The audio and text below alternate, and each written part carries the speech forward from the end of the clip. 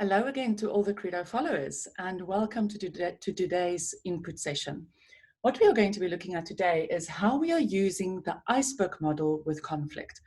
Now, everyone, or a majority of people, are very aware of the Iceberg model, but just to quickly explain it to you in short, the Iceberg model is basically that everything that's below the surface is not visible. Those are the things like our beliefs, our values, our fears, the experiences that we've had, maybe even our religion and our education. So all of those things that is internal to us that other people don't necessarily know. However, above the surface is what we call the factual dimension. So that is when we are actually explaining what's going on and we bring it up in the open and it's for other people to see. And other people can also know that it's the factual stuff. And then, of course, there's a lot more to this model. But basically, often what I think of, especially when we talk about empathy, is if someone is going off on a tangent or they are really upset with you, or it might even be an upset customer, my first thought that I always say is a good one to have is, I wonder what's going on for that person. And by that thought is we are showing a bit of empathy for what is at the bottom of the surface. What is it that we are not seeing? What is going on for that person that they are reacting the way they do? What is going on for the person that they maybe behaved or did what it is that they've done? And once we ask that question, we do give ourselves a bit of a tapping into empathy to first understand instead of starting to judge immediately. Now, like I said earlier, we can maybe have a ranting customer or a colleague that is going ballistic. So this is what I use as one of the tools in order to almost take myself through a process of speaking with this colleague. Now, again, there are many tools out there. This is only one of them, but I still think it's interesting for you to know this. So the first thing that we suggest is that you really do listen, but it starts below the surface. So when you do listen to someone, you really have to do it without interrupting them. There has to be active listening involved in terms of you nodding your head, you showing active listening signals. You might even have to ask a clarifying question or two. But the important thing is that you let the person speak and not interrupt them, especially if they are shouting at you, because what they are trying to do is they are trying to verbalize what's going on for them below the surface. And every single time you interrupt them, they feel that the message is not heard. And it's quite interesting. It's like little boxes that we have. We all have little boxes. And each box is a topic or one sentence that I want you to hear. And if you don't hear it, I'm going to repeat myself. And I will repeat myself until I feel that you have heard what it is that I have to say.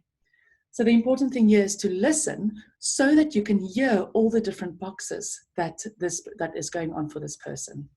Now, the second thing, after you've really listened and didn't interrupt, then do you start the paraphrasing. Now, for those of you who don't know, paraphrasing is merely repeating back to the person what you've heard.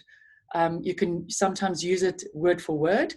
I like to use it in my own sentence. I like to change the words around so that I can also double check understanding. So if someone said to me, I really am frustrated about the fact that you were late, then I will say, so what I hear from you is that you were really frustrated about the fact that I was late. That's a very direct paraphrase. You can do it in your own words as well, but it's to check the understanding.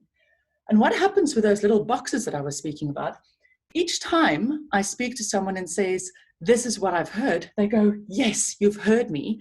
I don't have to repeat myself again. That's what paraphrasing helps with. The other thing is also to acknowledge the emotion. So something along the lines of, and you know what, I can see that you are frustrated, and for that I'm really sorry. Or sure, I can feel the tension within you. Depending on the situation, of course, you don't want to like put someone down or belittle someone, but it's to acknowledge the emotion and also to say to them, I have heard you. And sometimes it means you have to say 4 things at the same time.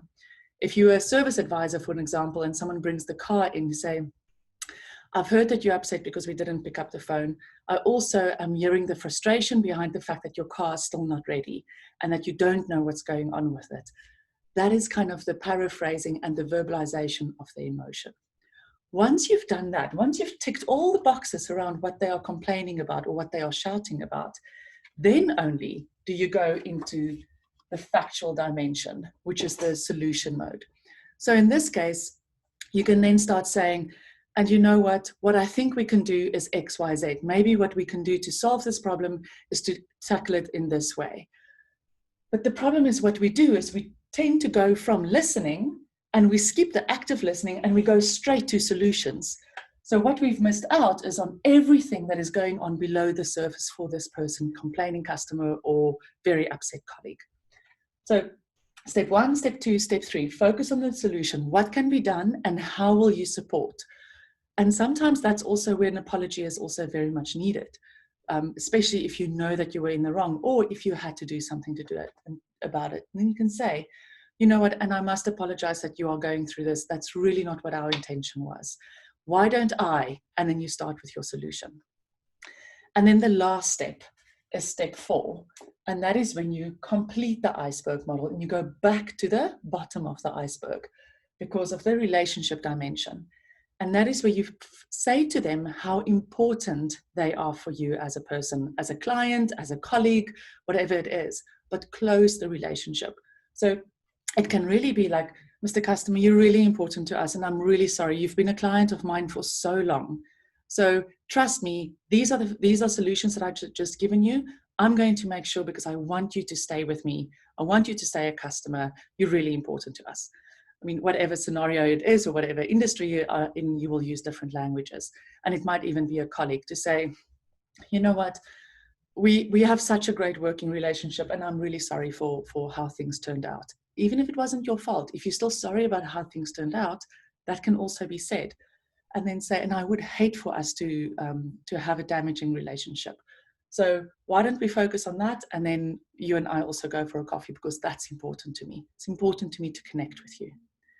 So guys, very short information around how to use the iceberg during conflict. 4 steps. The important thing is you have to remember these steps and you have to stay calm while doing it and not accept the invitation to go into a screaming match or a fighting match together with the other person. If you can follow these 4 steps and you can do that structurally and in a disciplined manner, you will be able to have control of this complaining customer or fight with a colleague or family member even. But remember this, it's about first understanding what's below the surface, then only moving to the solutions and then closing off what is below the surface with the relationship. I hope this was useful and I'll see you for the next input. Cheers.